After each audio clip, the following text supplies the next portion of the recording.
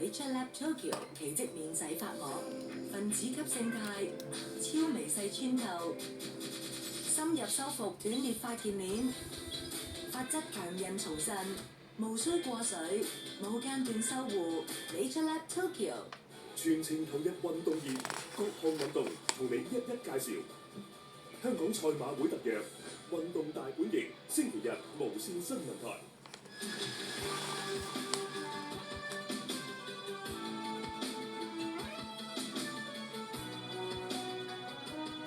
翻到新聞時間，睇下最新嘅金融行情。恒生指數報25,753點，跌48點，總成交超過1428億。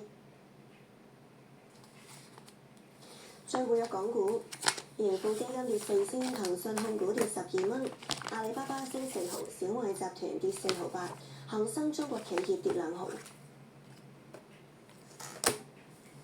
跌2個3，中移動跌1蚊，中芯國際跌毫半。